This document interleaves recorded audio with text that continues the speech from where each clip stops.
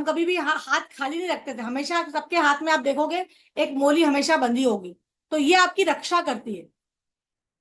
इसमें वैदिक 2 राखियों का बताया गया है, तो वैदिक रक्षा सूत्र, जो अगर आप लोग कृपा करें और आपको सही लगे तो इस बार जरूर आप अपने भाई को, देखिए ये आप किसी को भी बांध सकते हो। पहले जब राजाएं युद्ध करने जाते थे ना, तो राजस्थान में ये प्रतिक्रिया आज भी चलती है कि जो राजा युद्ध करने जा रहा है या किसी भी कार्य के लिए जाता ना, तो उनकी पत्नियां रक्षा सूत्र उनको बांध के भेजती थी कि विजयी भव। तो तिलक निकाल के वो रक्षा सूत्र उनके हाथ में बांधती थी कि आप विजयी भव। तो ये कामना करते हुए बहन बहन को बांध सकती है, भाई को बांध सकता है।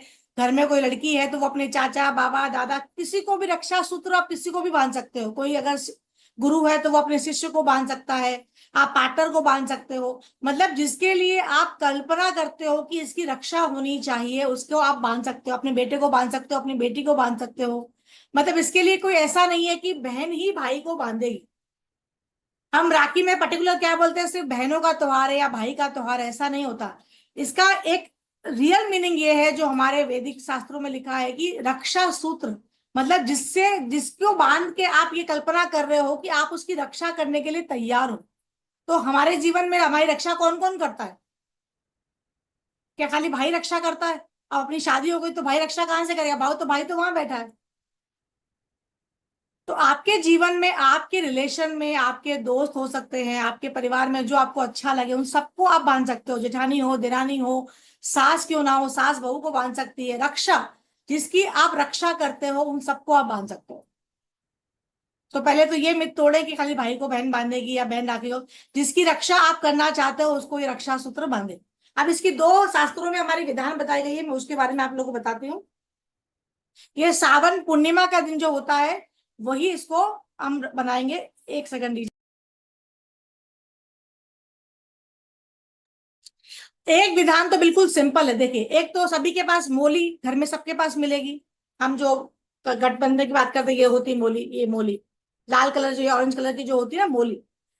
इसमें एक सिंपल मेथड है कि आप छोटा सा कोई भी लाल कलर का कपड़ा ले लें, कॉटन का कोई भी लाल कपड़ा ले लें, उसमें 5 दाने चावल के, साबुत होने चाहिए, टूटे हुए चावल नहीं होंगे। आप करके देखिए, आपको जीवन में ना एक अलग सा अनुभव होगा जब आप विधि विधान से ये चीज करके तैयार रखें। और अपने भाई को जो बांधना चाहती है वो जरूर बांधे, मैं ये ना बोलूंगी ना बांधे, क्योंकि इतने साल की आदत तो छूटेगी नहीं। लेकिन ये रक्षा कवच समझ के बांधे। उसके जीवन में धन संपत्ति वैभव, वो जो यश की प्राप्ति करना चाहता है ना, ये कामना करते जब ये आप रक्षा सूत्र बनाओगे, रक्षा कवच बनाओगे ना, उसकी रक्षा जरूर होगी। तो इसको भरोसे से बांधे।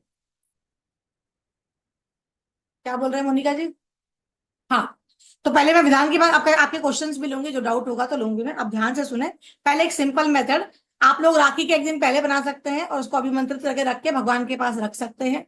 एक बात मैं और बताना चाहूंगी, जिनके भी भाई नहीं है, मान लीजिए भाई नहीं है, तो हम तो क्या करते हैं, भाई है हमारे, लेकिन हम हमारे में विधान हम ऐसा बताते हैं कि सबसे पहले जिस ठाकुर जी को आप मानते हो, जिस परमात्मा को आप मानते हो, पहली राखी रक्षा सूत्र उनके लिए बनता है। क्योंकि आपने उनको विराजमान कर दिया है ना। तो उससे आपको संबंध जोड़ना होता है, जो मैं हमेशा शिव आराधना में बोलती हूँ कि आप जब संबंध जोड़ते हो ना, तो वो उस रूप में आके आपकी रक्षा करता है। और आप भगवान को किस लिए बैठाए हो? अपने घर में रोज का दिया बत्ती अगरबत्ती जो भी हम पूजा पाठ जिस भी धर्म में कुछ ना कुछ तो करते ही है ना। तो आप क्या कामना करते हो कि आप मेरी रक्षा करो। हम यही कामना करके बैठाते हैं ना प्रभु को, कुछ भी यही कामना करते। तो सबसे पहली जो रक्षा सूत्र बनेगी आपके ठाकुर जी के लिए बनाइए, जो भी भगवान को आप मानते हो, चाहे वो राधा रानी हो, ठाकुर जी हो, या दूसरे धर्म के आप हो, उनके लिए एक ऑफर करें, ताकि वो जीवन पर्यंत, मतलब ये पूरे साल आपकी रक्षा करे, हर माध्यम से आपकी रक्षा करे। तो पहला विधान क्या है, छोटा सा कोई लाल कपड़ा ले ले, नया लेंगे तो अच्छा है, नहीं तो कुछ व्यवस्था नहीं है तो पुराना ले लीजिए।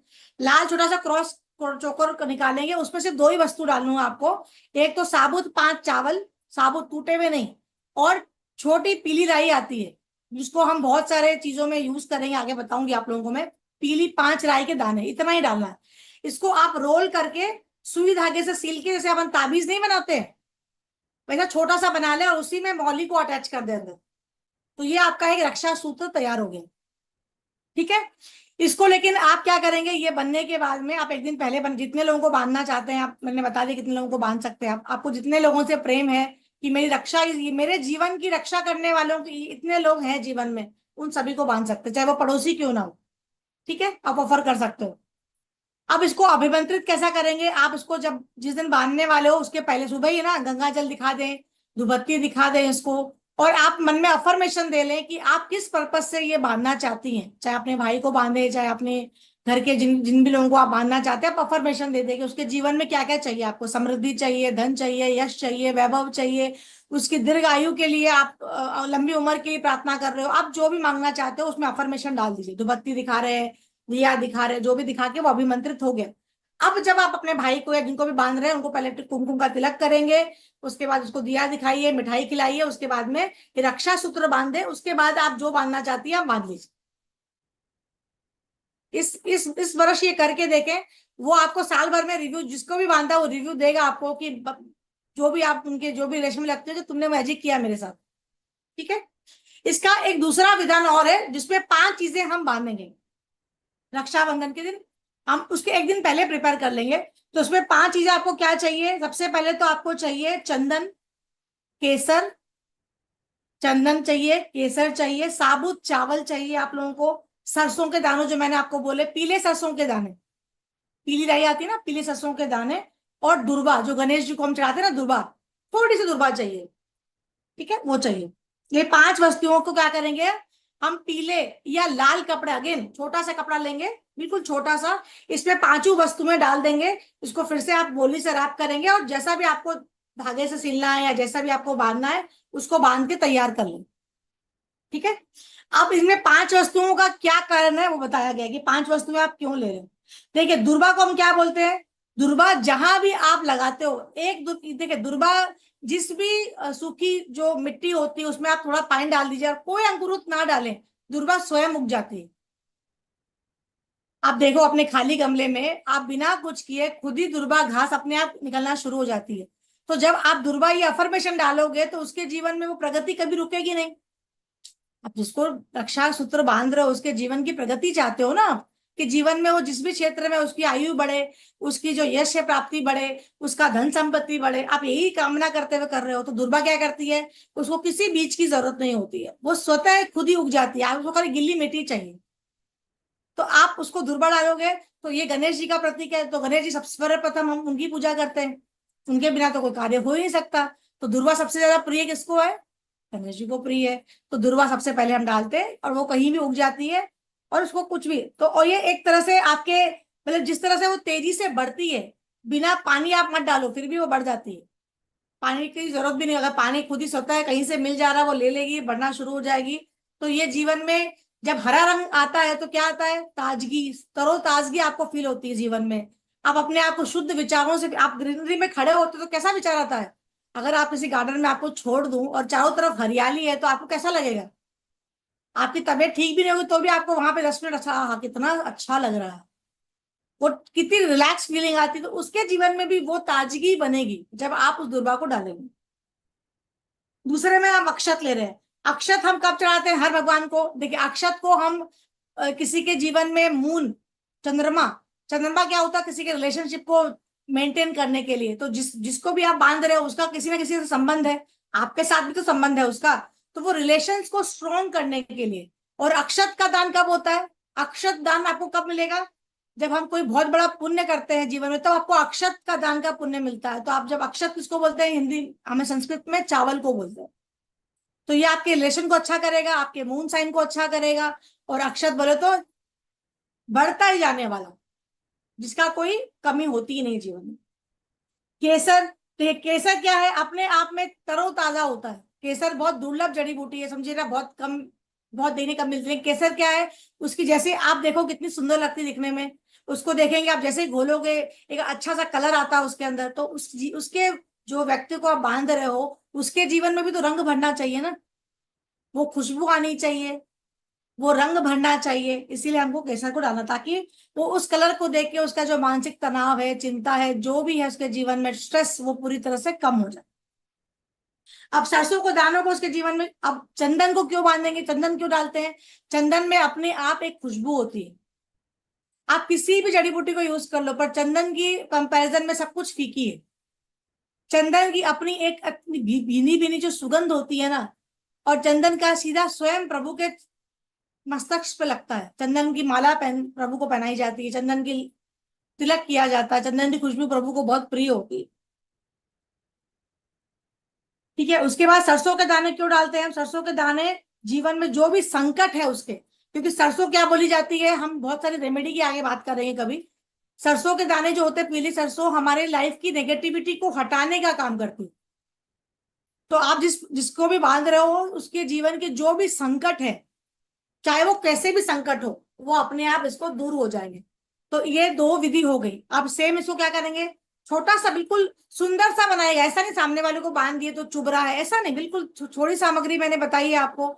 छोटा सा सुंदर सा बनाए, छोटे से दो चार नोट लगा लें, मोली से लगा लें, मोली बड़ी सी मोली बांध लें।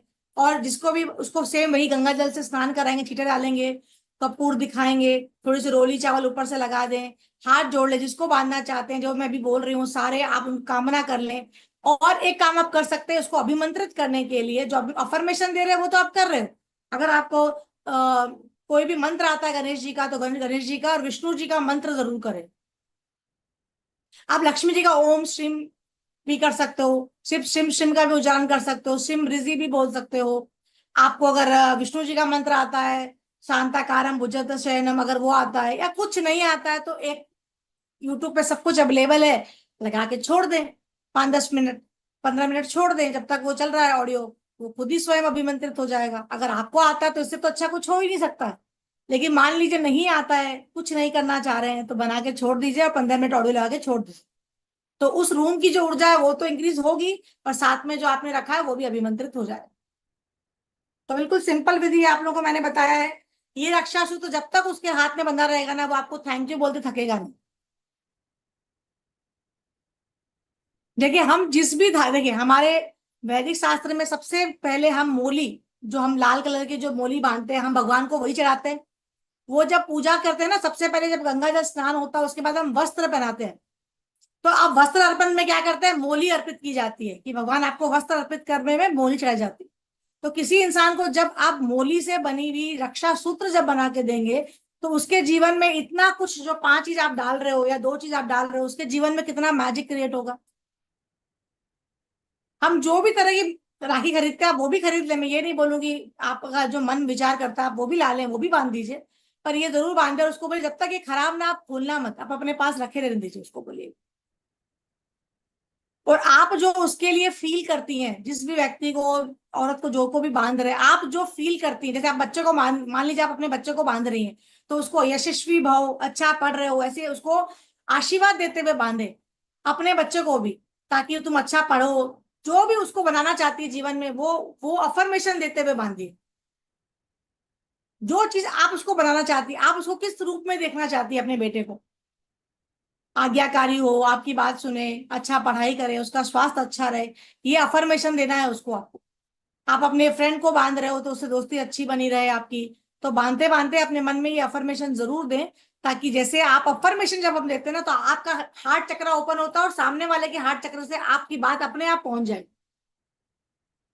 हम अभी तक क्या कर रहे थे, चलो भैया आया, खाना खिला दिया, फटाफट राखी का टाइम आ रहा, मुहूर्त के टाइम फटाफट हम बांध देते हैं, टीका निकाले नहीं निकाले, बस तुम गिफ्ट लाया कि नहीं लाया, मतलब पूरा फोकस उसी में है हमारा। लेकिन आज के बाद ऐसा ना करें, जरूर गिफ्ट लीजिए, कोई प्रॉब्लम नहीं है, देखो वो आदान प्रदान रिश्तों में चलते रहते हैं, वो भी एक तरह का व्यवहार है, चलना चाहिए, भगवान ने भी दिया था। तो हम तो अपने भाई से या अपने जिनसे भी मांग रहे हैं, कोई दिक्कत वाली बात नहीं है, मांगे जरूर लीजिए, वो दे रहा है प्रेम से, जरूर आप लीजिए। लेकिन रक्षा करिए।